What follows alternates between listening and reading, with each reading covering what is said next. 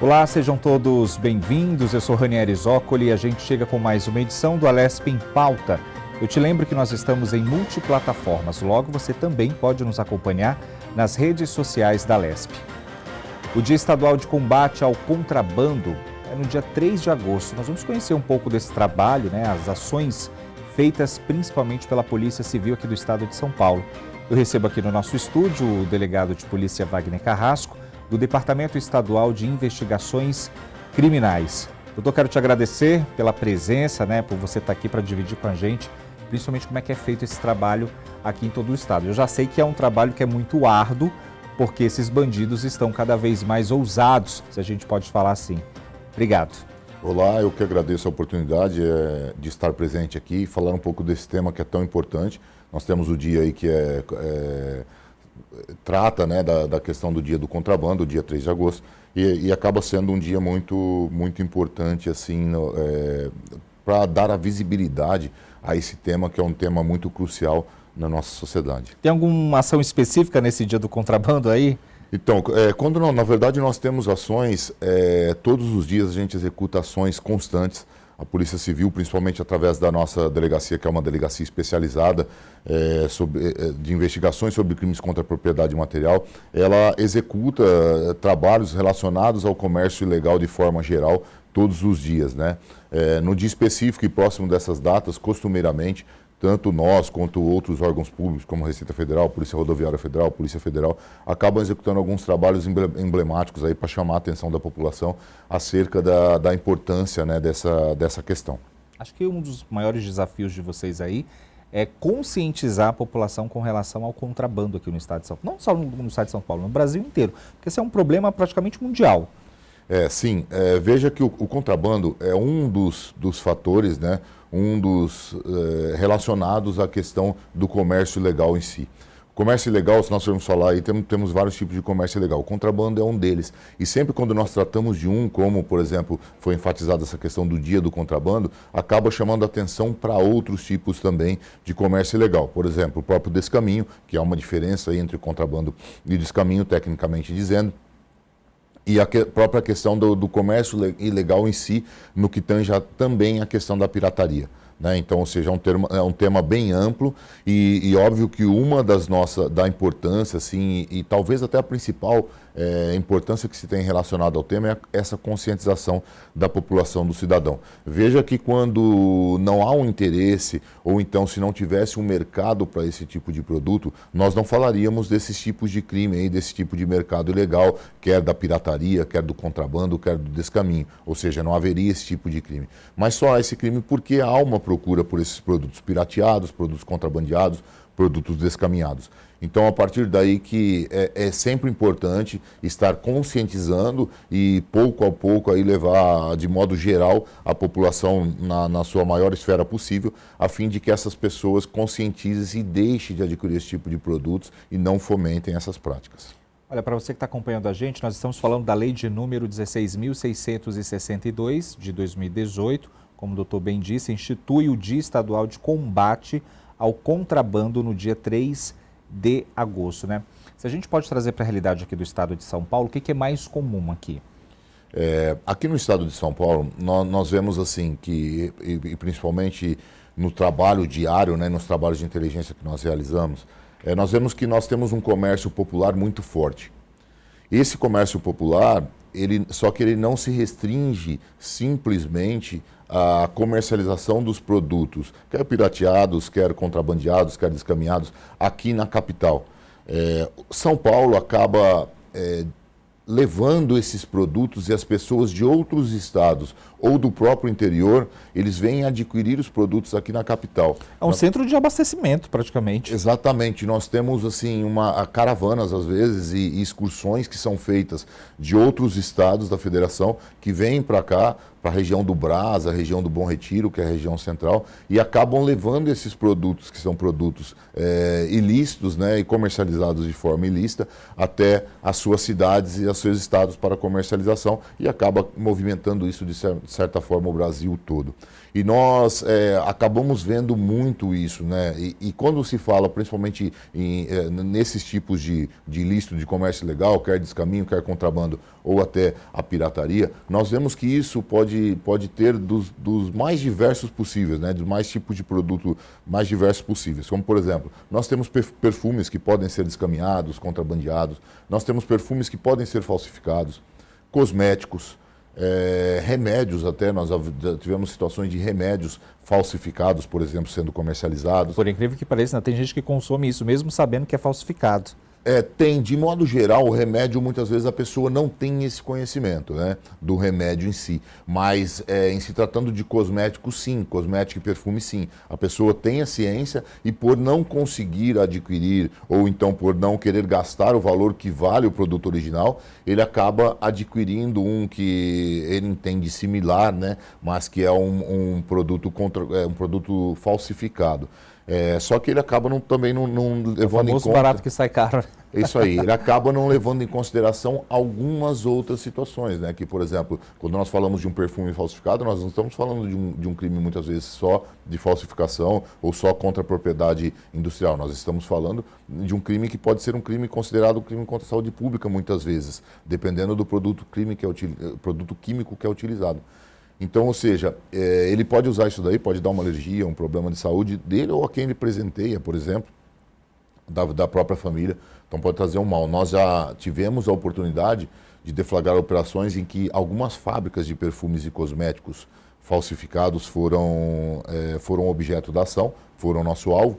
E a forma que que são feitos esses cosméticos, são feitos esses produtos, é uma forma muito rudimentar, né?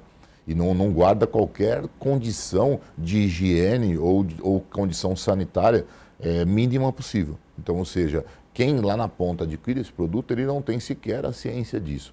O falsificador ele acaba se preocupando com a questão da embalagem, dar uma aparência do produto original. Uma maquiada ali, né? Uma camuflada no produto. Exatamente, mas ele não se preocupa de forma alguma com a questão sanitária. Então, ou seja, diferente, né, da fábrica que é lícita. E a pessoa muitas vezes não leva, né, para esse lado. Então nós temos, também é muito comum no centro de São Paulo, nós vemos peças de vestuário, né, sendo falsificadas, sendo comercializadas de forma falsificada.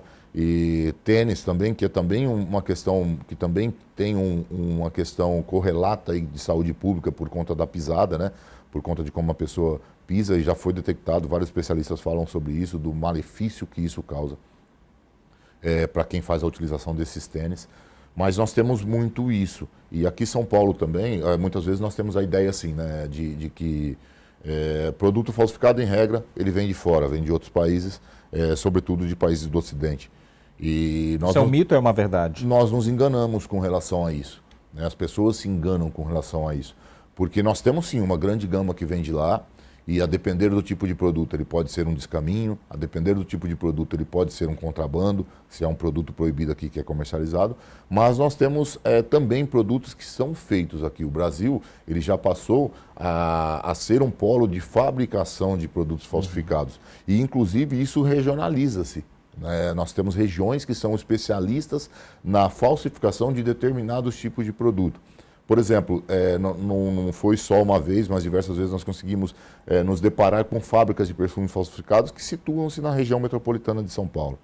Outros também, confecções também, que produzem roupas falsificadas que ficam na região metropolitana de São Paulo ou então nas periferias de São Paulo normalmente. Muito forte também em Goiânia, né? A falsificação de marcas, de roupas, é muito forte ali naquela região centro-oeste também. Goiânia tem essa força, mas pela distância é mais difícil chegar isso aqui em São Paulo. Minas Gerais, nós temos algumas regiões de Minas Gerais que são polos produtores de calçados falsificados. Franca, na região de São Paulo, que é um polo produtor de calçado também original, muitos aproveitam a estrutura e a expertise, né, a habilidade dessa confecção para produzir também o falsificado.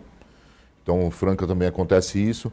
Nós temos Apucarana, por exemplo, também no Paraná, que também é muito forte no que tange a falsificação de bonés e também peças de vestuário, vestimentas de modo geral, né, camisetas, blusas, etc. Então, assim, nós temos várias regiões no próprio Brasil, no Brasil, em outros estados, e também aqui em São Paulo, que já se especializaram nisso daí. Nós temos a região de Aparecida também, Potinha, Aparecida, essa região aí, que também era muito forte na questão de confecção de camisas de clube de futebol, clubes de futebol, ou então até seleções, né, na época de Copa, essas coisas. Então, assim, eles acabam se especializando. E aquele que é funcionário de uma fábrica acaba montando a própria fábrica, isso vai se expandindo e acaba tendo essa falsificação pela expertise que tem. Agora, doutor, é interessante, né? Porque, obviamente, se tem isso é porque tem o consumidor, né? Tem a pessoa que compra ali. E é esse consumidor que faz uma denúncia, por exemplo. Como é que a polícia chega até esses bandidos, esses criminosos? São várias situações. Isso chega para nós de várias formas. Como nós somos uma delegacia especializada nisso, nós temos um trabalho todo de inteligência investigativo, que nós mesmos efetuamos o levantamento daqueles locais em que tem essa comercialização ou principalmente produção e armazenamento desse tipo de produto. Porque nós também temos uma estratégia de trabalho no seguinte sentido, que se a gente atacar fábricas e atacar depósitos, obviamente que nós estamos atacando na raiz do problema.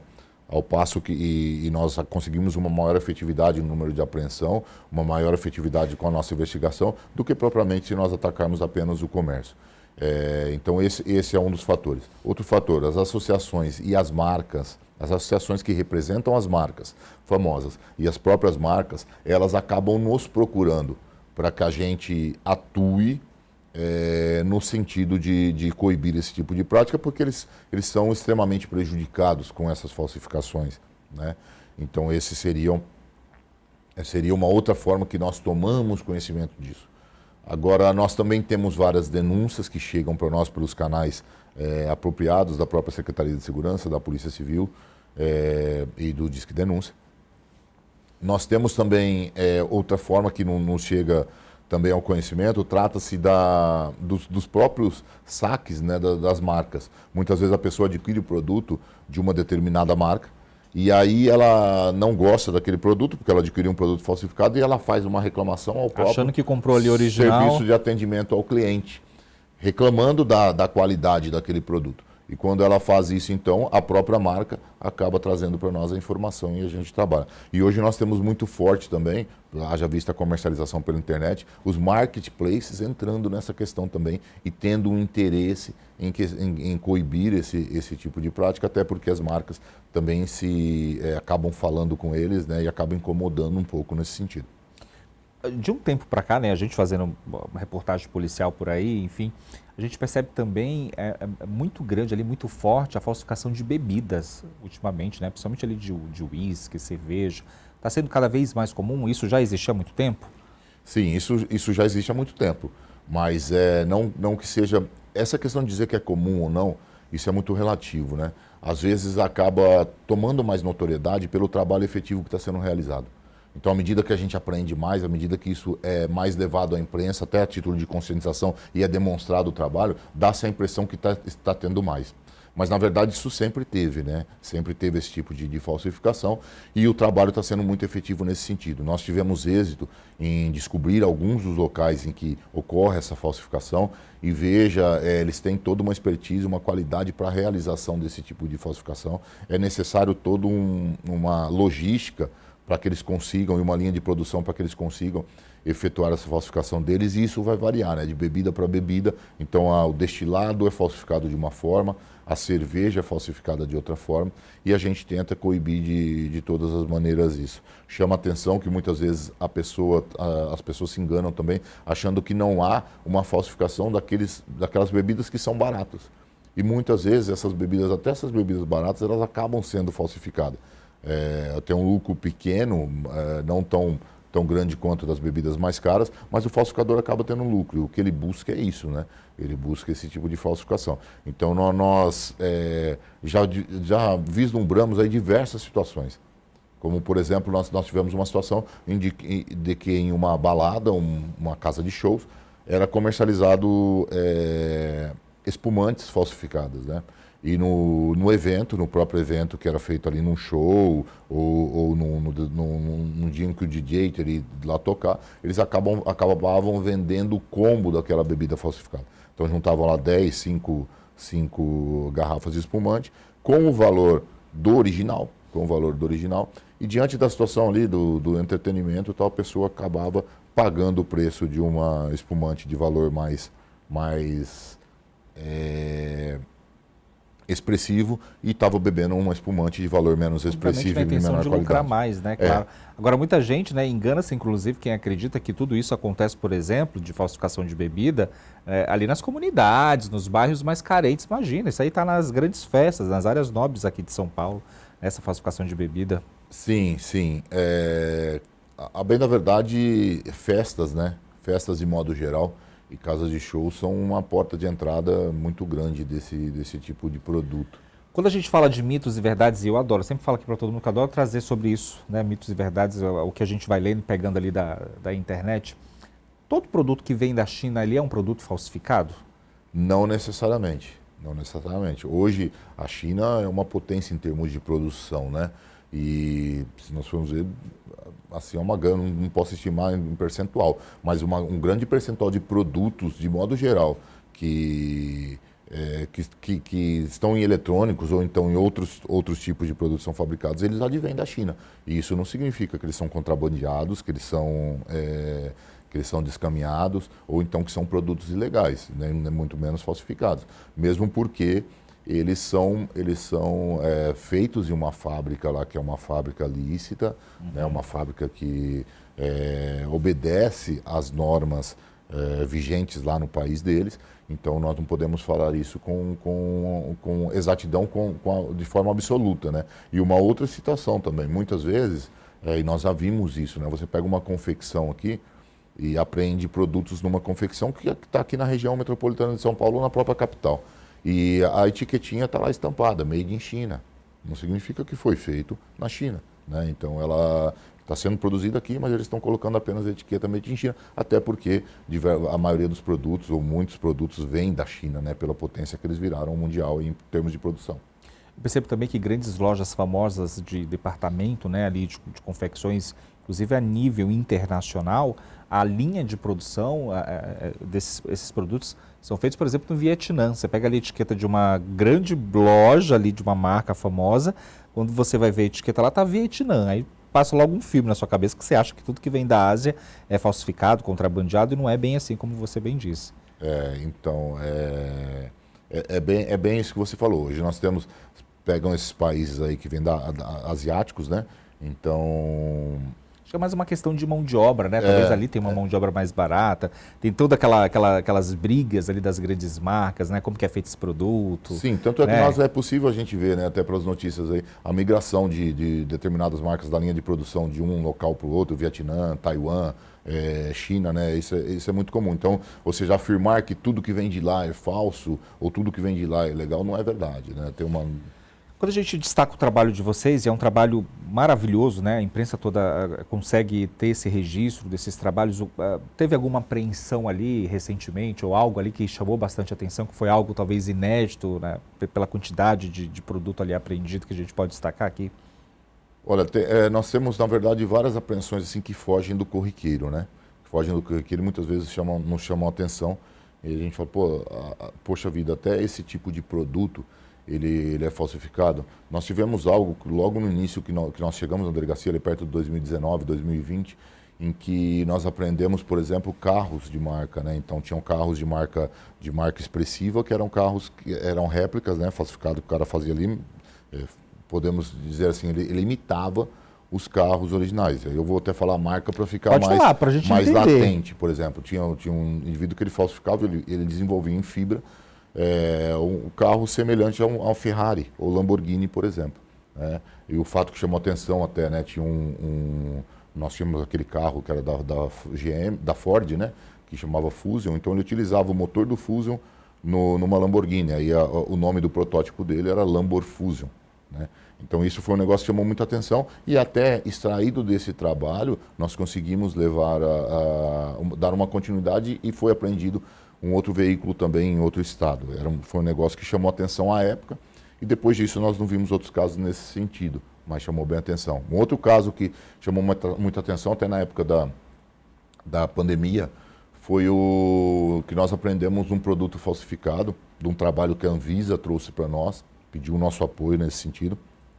Nós realizamos o trabalho e nós aprendemos uma medicação que era usada em transplantado de rim. Era uma medicação muito cara, um valor muito expressivo. Acho que na época, se eu não me engano, aí, em torno de 40, 50 mil reais cada uma das ampolas desse produto, e ele era falsificado. Então aí você vê, além de ser assim, uma coisa que fala, poxa vida, falsificam até isso, né? Falsificam, e tem mais aquela questão também Sem dó e piedade. Ou seja, na melhor das hipóteses, aquele produto que deveria agir para um transplantado, para que não haja uma rejeição, para que não haja um outro problema de saúde e ele se recupere bem, na melhor das hipóteses não vai acontecer nada, não vai surtir nenhum efeito. Mas pode ter uma pior das hipóteses, né? Pode levar o indivíduo à morte, pode ele ter uma rejeição daquele órgão, que é um órgão muito difícil, né, de ser adquirido, e nós sabemos aí a questão do transplante, o quão difícil é conseguir um transplante, o quão difícil é de ter não ter uma rejeição a esse órgão que foi transplantado. E aí tem essa questão também. Então, ou seja, são vários tipos assim de produtos que chamam a atenção. Nós já vimos vários tipos assim de falsificação que diferem um pouco, né, do normal, da roupa, do boné, do calçado, e que às vezes até nos chama a atenção, né? E cada vez mais a gente fala, poxa, estão falsificando até isso, né? Até bebida é um negócio, é uma coisa que chama atenção, e até às vezes a bebida não é muito cara, né? E aí você fala, falsificam isso, falsificam. Eu nem gosto de falar, né? Porque parece que a gente está dando um palco ali para os criminosos, mas eles estão cada vez mais especialistas nisso ali, né? A gente observa a presença de profissionais mesmo trabalhando nessas organizações criminosas, né? Pessoas que estudam para fazer aquela falsificação, seja ela ali no medicamento, nos cosméticos, tem alguém que entende do negócio ali, né? Ou seja, eles estão cada vez mais ousados, mas a polícia consegue chegar até essas pessoas. Sim, até a estrutura de produção deles é uma estrutura de produção semelhante de uma fábrica, né? Eles não têm a mesma organização, digamos assim, mas é uma estrutura semelhante. O maquinário que é necessário, as coisas que se necessita para fazer, é semelhante. E muitas vezes a informação que eles buscam, né, que eles trabalham especialmente nisso, a informação que eles buscam para fazer a falsificação, nós já chegamos a fazer falsificação de camisetas de time, por exemplo, que antes do jogador ter iniciado ou fechado o contrato com o time, eles já estavam produzindo para começar a vender. Já tinha gente usando. Para começar a vender esse tipo de camiseta. Assim era com os CDs, os DVDs, né? Exatamente. Mal lançava, já todo mundo já tinha lá antes do... Exatamente, exatamente. Que isso é uma coisa que hoje também tem-se muito tem a falsificação bem expressiva disso, né?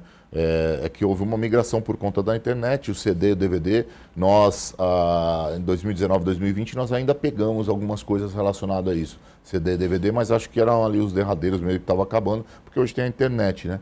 Mas com essa migração deles, eles acabaram partindo para a internet, e hoje tem uma falsificação de conteúdo audiovisual muito grande, né, que é uma violação de direito autoral, acaba gerando uma prisão em flagrante para quem é pego. Semana passada nós fizemos uma prisão em flagrante nesse sentido, do indivíduo que ele tinha uma plataforma, e dessa plataforma ele comercializava TV por assinatura. Então ele, de modo ilegal, né? Então ele acabava vendendo isso daí para inúmeras pessoas. Ele tinha mais de 4 mil clientes, por exemplo. E aí nós executamos a prisão em flagrante dele. Assim como nós efetuamos algumas operações, uma operação que é muito conhecida, que chama Operação 404, que já tem 4 ou 5 edições, se eu não me engano, que é feita junto com o Cyberlab do Ministério da Justiça. E todos os estados acabam participando. São Paulo acaba tendo normalmente o número mais expressivo pelo tamanho que tem, né, de alvos normalmente, pelo tamanho que tem. Então tem um número muito expressivo de alvos, e a gente executa essas operações cotidianas. Mas há essa falsificação desse conteúdo audiovisual, que é uma outra forma de comércio ilegal aí, saindo do DVD, do CD, dos pendrives, né, e vindo para a internet, então comercializando via rede. É aquilo, né? Alguém tem que ganhar alguma coisa, e aí eles vêm para cima, né, do consumidor de todas as formas. Nesse contexto é importante a gente falar também da receptação, né? Quem consome tudo isso também tem penalidades. Olha, é importante, principalmente sob o ponto de vista de conscientização, nós levarmos em conta a importância que deve o consumidor ele tem nessa cadeia, né? Ele, quando ele realiza esse tipo de conduta, quando ele adquire esses produtos, ele está fomentando uma cadeia criminosa, que é uma cadeia criminosa que tem a sua importância. Nós não podemos falar que a falsificação em si, o contrabando e descaminho, eles param só nesse crime. Muitas vezes, esse tipo de crime é simplesmente, ele tem o objetivo de angariar fundos, angariar dinheiro, com a finalidade de estar patrocinando um crime que é até um crime mais grave. Então, essa conscientização de não fomentar esse mercado ilegal é muito importante que a população tenha, que a sociedade tenha, sem contar que, pensando de forma até mais egoística, se a pessoa for pensar bem, o que ela está adquirindo, e dependendo do tipo de produto, ele pode estar levando um problema de saúde para dentro da casa dele, né? Ou para um familiar dele, ou para ele mesmo, quando se trata aí, por exemplo, de perfume, de cosmético, de remédio, de medicação, de suplemento alimentar, que também tem sido um item que tem, pela difusão aí da questão das academias, tem sido falsificado bastante. Então, é importante que ele leve em consideração todas essas coisas. Eu conheço gente, por exemplo, e a gente traz essa realidade aqui para ver se alguém se identifica, que tem o hábito ali de fazer compra pela internet, né? E aí compra suplemento alimentar pela internet, quando vem uma bomba, né? Na verdade é totalmente adulterado, falsificado. Tem que ficar atento a algumas coisas, né? Principalmente as normas aí da Anvisa, saber se tem um selinho, tudo tranquilo. Mas parece que o brasileiro tem um pouco de preguiça para ir pesquisar sobre isso, né? Muitas vezes o consumidor ele só se importa com o preço. É a única coisa que ele vê. Mas o preço já é algo que é muito importante. Quando você vê uma disparidade de preço muito grande entre o original e aquele que está sendo comercializado com outros, então até numa consulta, nós temos hoje plataformas de consulta, você consegue comparar os preços, né? Isso é fácil ser feito. Mas é assim, quando dá uma disparidade muito grande no preço do produto, você já pode suspeitar, já a primeira desconfiança. Só que isso é o que acaba chamando a atenção das pessoas e muita gente arrisca e acaba adquirindo, né? E está comprando um produto que é ruim. Mas é óbvio que às vezes o comparativo, primeiro a questão da idoneidade da empresa, você verificar se essa empresa que está vendendo para você, ela já está no mercado faz tempo, qual que é a idoneidade dessa empresa, qual não é a idoneidade dessa empresa, se tem muita reclamação dessa empresa, então fazer uma pesquisa nesse sentido. Outra coisa é você ver, numa loja que é idônea, você comparar as embalagens, comparar o tipo de produto e falar, parece que aqui está diferente. E quando tiver uma dúvida, não arriscar. Né? Sim, você tem uma Dá um Google, referência. Tem um Reclame Aqui agora, que todo mundo vai lá antes de comprar, já vê lá todo mundo reclamando, aí já pula. E quando nós temos bastante, né, vendedores, então, às vezes tem um site que é o site da própria empresa, da própria marca, né? E a marca também vende através do site dela, ele tem os revendedores, né? Então, às vezes, ir ao site da própria empresa, dar uma vasculhada, pelo menos nos aspectos físicos do produto, né? Para não ser enganado, também é muito importante. É um desafio maior todo esse trabalho pelo fato da gente ter o maior porto, que é Santos. Esse trabalho triplica aí quando a gente fala sobre contrabando? Essa questão dos nossos portos, de forma geral, e das nossas fronteiras, dificulta bastante, né? Dificulta bastante Falta mais efetivo? O trabalho da polícia em si. Nós temos, para você ver, a Receita Federal, a Polícia Federal, Polícia Rodoviária Federal, todos esses órgãos que trabalham na zona de fronteira, eles têm um trabalho fantástico. Eles trabalham muito, mas muito, eles têm um trabalho fantástico. Só que nós temos uma área de fronteira que é uma coisa absurda, né? Quer seca, quer através dos próprios portos, né? Então é algo que é difícil suplantar tudo isso. Mas eles executam dentro daquilo que consegue ser feito um bom trabalho, mas acaba sendo desafiador, porque não dá, na verdade, seria óbvio que seria utópico nós dizermos que consegue reprimir 100% do que vem a título de contrabando ou a título de descaminho. Mas eles se esforçam bem, tem um trabalho, a gente acompanha, tem uma correlação muito boa com esses outros órgãos e acompanha que eles têm feito um trabalho excelente, né? E a troca de informação entre as polícias civis estaduais, a Polícia Civil Estadual de São Paulo, principalmente através da nossa delegacia especializada com esses outros órgãos federais, acaba auxiliando muito no nosso trabalho aqui. A gente sempre destaca, né, esse trabalho e sempre vem à tona ali, será que a polícia de São Paulo deixa a desejar, por exemplo, com relação a outras polícias? A gente vê, por exemplo, em algumas situações, em algumas operações, o trabalho dos cães farejadores também, né, quando a gente fala de containers, em certas situações. Ou seja, pelo menos na minha opinião, a polícia de São Paulo está extremamente preparada, né, para esse tipo de operação. Sim, nós temos uma polícia muito bem preparada, né? os nossos agentes são muito bem preparados. Nós temos bastante equipamento, né? Temos equipamentos que são apropriados e tecnologia suficiente assim, para que a gente consiga executar um bom trabalho. Então, disso nós não padecemos, né? Nós temos um preparo bom nesse sentido.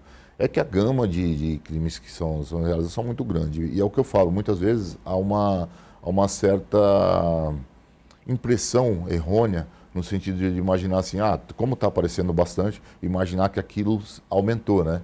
Mas, na verdade, às vezes não aumentou aquele tipo de crime. Pelo contrário, talvez está sendo coibido mais. Ou seja, ele está, embora acontecendo, ele está sendo reprimido e isso é dado visibilidade. Então, a polícia é bem preparada. Nós temos... São Paulo tem essa particularidade que eu acho que é um ponto muito importante de ter a delegacia especializada de combate à pirataria, né, de combate aos crimes contra a propriedade material. Isso é muito importante e ressaltado por todas as associações e todas as marcas. Nós acabamos virando referência nesse sentido a nível nacional e muitos colegas de outros estados às vezes pedem o nosso apoio. Nós também contamos muito com o auxílio dos outros estados, também das polícias civis de outros estados, principalmente onde há especializados que nos ajudam demais. Então outros estados auxiliam muito o nosso trabalho aqui também.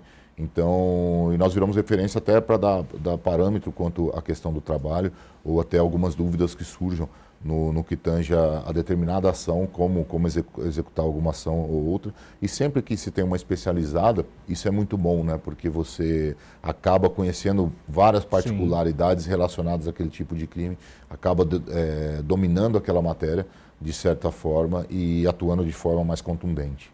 Uma peculiaridade também aqui da cidade de São Paulo são mini centros comerciais, né? Praticamente quase todo grande bairro ali, ou nas zonas, tem-se ali os centros comerciais, não somente aqui no centro da cidade, né? E aí o trabalho também tem que ser redobrado aí nesses locais. Tem. Nós temos o comércio de São Paulo é muito forte, né? E as periferias, elas têm um comércio forte regionalizado, né? Nós fizemos uma atuação recentemente em Paraisópolis, por exemplo, né? A comunidade de Paraisópolis. Ou seja, a comunidade de Paraisópolis, ela tem, se for verificar, ela tem um PIB maior que muitas cidades, né? E assim, o comércio de lá é mais forte do que muitas cidades. E nós já tivemos atuação também lá dentro a fim de coibir a pirataria. Mas o grande problema realmente, assim, onde tem maior expressão de comercialização, realmente ainda acaba sendo o centro. Mas veja, né, o centro, embora também tenha essa questão e seja o ponto forte de comercialização e que leva isso tanto para as periferias quanto para outros locais, o nosso objetivo maior é identificar fábricas e depósitos. Isso a gente dá uma tacada que as ações são muito mais contundentes, muito mais expressivas. E até raiz do negócio, né? Nós vamos na raiz e acabamos tentando minimizar, né, esse trabalho. Seria utópico também terminar com isso daí. Nós estamos falando de um crime e acabar com o crime, de modo geral, é muito difícil. De qualquer tipo de crime, quer patrimonial, quer propriedade material, quer crime contra a vida, é muito difícil a gente acabar com esse crime, mas minimizar, e a gente tenta usar tudo que a gente tem, né, a nosso favor, todos os recursos, toda a capacidade de pessoal que nós temos, a fim de minimizar bastante isso. Agora, a polícia conta também com a ajuda da população, no sentido de ir ali, fazer um boletim de ocorrência, fazer uma denúncia, até para que se tenha dados e em cima desses dados se faça um trabalho mais eficaz. Sim, as informações são de suma importância, né? As denúncias que são feitas, as informações que nos são trazidas são de extrema importância. Isso, quando chega a nós, a gente trabalha, lapida isso e atua, obviamente, pautado nisso. Então, ou seja, cada um fazendo o seu papel, né? Até a própria Constituição diz, né? A segurança é dever do Estado de todos, né? Então, todos nós temos aí responsabilidade de todos, né? Então, é dever do Estado e responsabilidade de todos. Ou seja, então todo mundo tem um pouquinho de responsabilidade nisso daí e pode contribuir para que nós atuemos. Para o consumidor, né? Para o receptador ali, a pessoa que está, né, consumindo, de penalidades, varia de situação? O que a gente pode falar sobre então, isso? quem comercializa, né, o cara que comercializa vai depender do tipo de produto que ele está comercializando ou expondo à venda. Então, dependendo, porque quando nós falamos, por exemplo, de uma bebida ou de um cosmético, né, ou propriamente um perfume, pode ser que esse crime, a depender do laudo pericial, ele seja um crime também contra a saúde pública. Aí nós teríamos uma penalidade mais grave. Só que quando é uma falsificação, por exemplo, de camiseta, uma falsificação de de um tênis, alguma coisa nesse sentido, aí nós estaríamos falando de um crime que é mais ameno, porque aí estaria na lei de crimes contra a propriedade industrial, que é um crime de ação penal privada, em que a pena ali é uma pena bem suave, né, digamos assim, não é uma pena muito recrudescida. Mas também acaba sendo um crime, né? É importante entender, as pessoas acham que não é crime, porque não vai preso, não é crime, né? Mas não é verdade. Embora a pena seja baixa, é um crime, a pessoa vai ter uma incidência criminal, vai constar isso da ficha criminal dela e acaba respondendo por esse delito. E quando nós falamos em delito é porque o legislador entendeu importante, porque é importante para a sociedade coibir a prática daquela determinada conduta que viola um bem jurídico que é importante.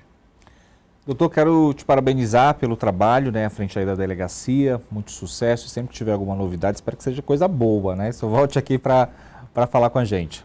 Muito obrigado, nós agradecemos a oportunidade, dar visibilidade ao nosso trabalho, ressaltamos a importância do dia, né, que traz essa conscientização à população, e nós também estamos à disposição sempre lá e buscando executar sempre o melhor do nosso trabalho para entregar o melhor à sociedade. Bom, e você de casa, você inclusive pode rever nosso programa, né, nas multiplataformas da Rede Alesp. É só seguir a gente lá nas redes sociais. Até o próximo encontro.